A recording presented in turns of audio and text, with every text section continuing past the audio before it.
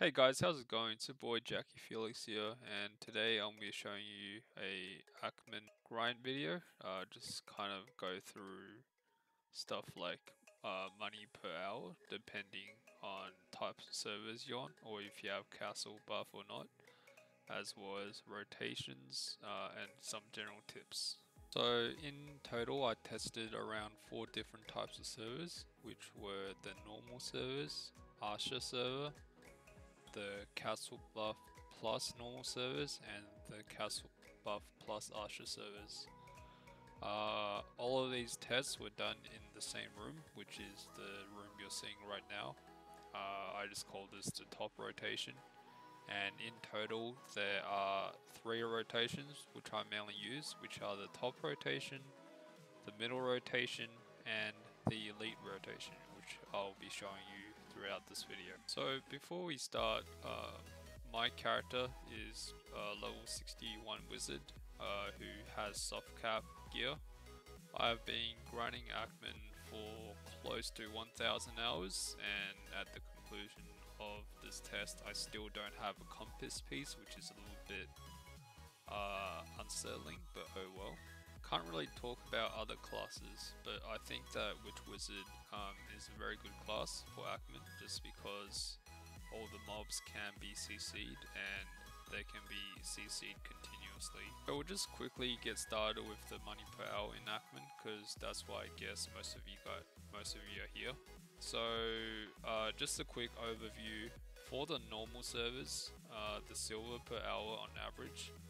Not all of these tests do not include red shards, black shards, or tongue radiator rings, because I feel they skew the numbers too heavily. So, not including any tongue radiator ring drops, the normal servers have a silver per hour of around 32 million. Asha server is 40 million. Castle buff is 45 million an hour, and Castle buff plus Asha server is around 46 million an hour. So I average around 2.9 to 3.1k trash loot an hour, which I think is pretty acceptable in Aakman. Yeah. So if you guys didn't know, the Asha server gives you a 50% loot drop buff, not including trash loot. Castle, the castle region that you own, if you own the castle, you get additional bonus 50% loot drop on non-trash items. And then on top of that, you can use Blessing of Carmen Sylvia, and then you can use a loot scroll as well if you want, but I didn't use any loot scrolls in this test. So theoretically you could get above 200% extra drop chance if you stack all your loot buffs together.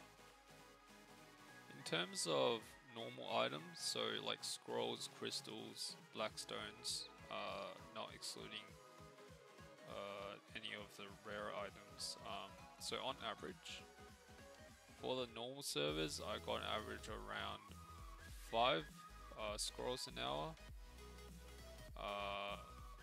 half 0.5 crystals an hour, so that's like maybe 1 crystal every 2 hours, around 8 blackstone armors, and 5 blackstone weapons. On the Asha server, I got an average of around 8 scrolls an hour, with around 1.5 average crystals per hour, around 10 blackstone armors, 5 blackstone weapons, and 5 blackstone weapons. For the castle buff plus normal servers, I got average of 7.5 scrolls an hour, 1.7 crystals, 11 blackstone armors, and around 4 blackstone weapons. For the castle buff plus Asha server, I got an average of around 8.5 scrolls an hour, 1 crystal an hour, 11 blackstone armors, and 5 blackstone weapons an hour. So obviously in total this test lasted for around about 40 hours, with 10 hours per server combination. Obviously for myself, I didn't really notice a huge difference between the castle buff on normal servers compared to the castle buff plus the Archer servers. However, I only did a 10-hour test for each server, so if more testing, the results might be a little bit different.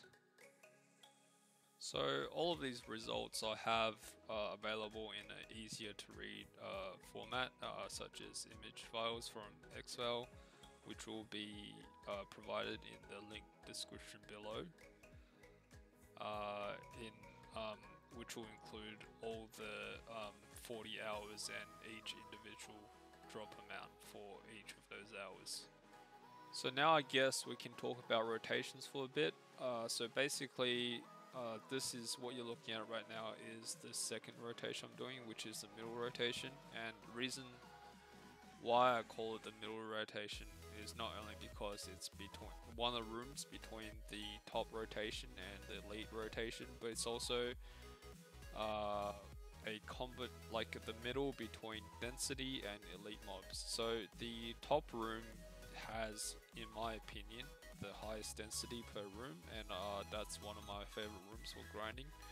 And the rotation is very clear, and you can group the mobs together really easily. So this room is, as I said before, it's a mixture between the number of mobs and elites. You won't be making as much trash loot in here in this room, so the middle rotation and the elite rotation compared to the top rotation. However, due to the more elite guardians, which can drop black shards, that can be a reason why to grind this room or the elite rotation further down. So obviously, Tungrad earrings is one of the reasons why a lot of people come here to grind. So if you are, so in Aakman, it's known that in common, more red shards drop in the top room, and then if you want black shards, you should go to elite rotation, because with only the elite guardians can drop the black shards, and in that rotation, there's the highest density of elites in that room. So yeah. So I won't really talk about my skill combinations for wizard, since that's not the main focus of this video. However, what I mainly do is I start off with Aqua Jail to get the extra monster AP, and then I rotate my super armors, and then end up with unawakened skills to finish them off for the highest DPS combo.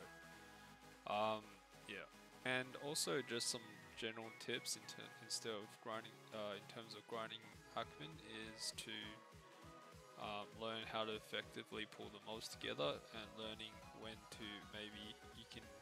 So what happens is, if you do a rotation, a pack, and you still one or two elites are still alive, you can bring those over to the next pack if it's close enough. So this way you kind of save some time instead of spending another couple seconds trying to kill only 1 or 2 mobs. You can bring them over to the next mob and then just apply the damage there. Also, in all the Aakman rooms, you have these kind of tower things which spawn additional mobs.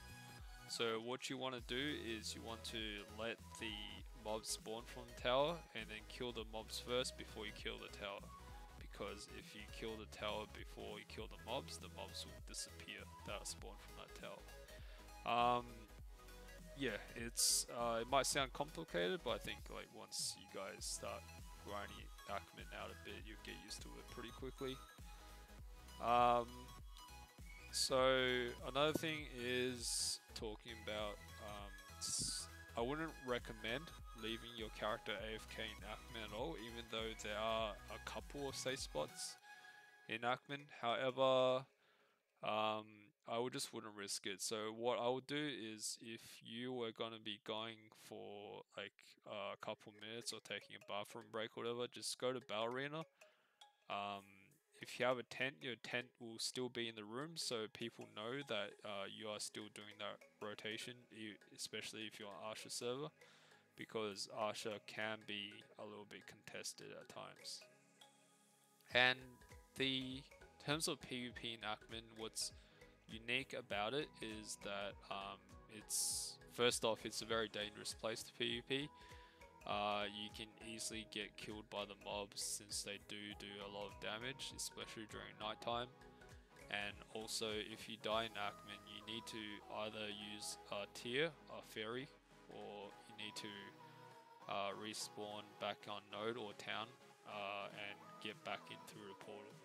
And I think there's already a lot of guys that go through the portal stuff, so I won't talk about portals that much. So if you're thinking about coming to Aakman, also I only talk about Witch and Wizard realistically. I wouldn't recommend really coming to Aakman unless you're above, around about, say at least 235 minimum AP of Kudum, Tech Kudum, or like even like I would even say 240 AP of Tech Kudum, because, and also make sure you have enough DP, so at least 280, 290 DP, because the mobs here can easily easily chain combo CCU, and then you get killed really quickly. And it's happened to me a couple times where I just been stiffed once and then knocked down, and then I didn't get time to V and I'm dead. So you can 2 to 3 shot you even the mobs. So yeah. What else? Oh yeah. So I probably won't be grinding Aakman that much anymore since they don't drop Caphras stones. So I'll probably be moving over to a grind spot in Karma Sylvia to try to get some more Caphras levels on my Awakened Dandy. And then I might come back to Aakman next time we'll have Valencia Castle Black Rose. So yeah, sounds good. Anyways, thank you guys so much for watching this video, and wish you all the best and happy grinding BDO.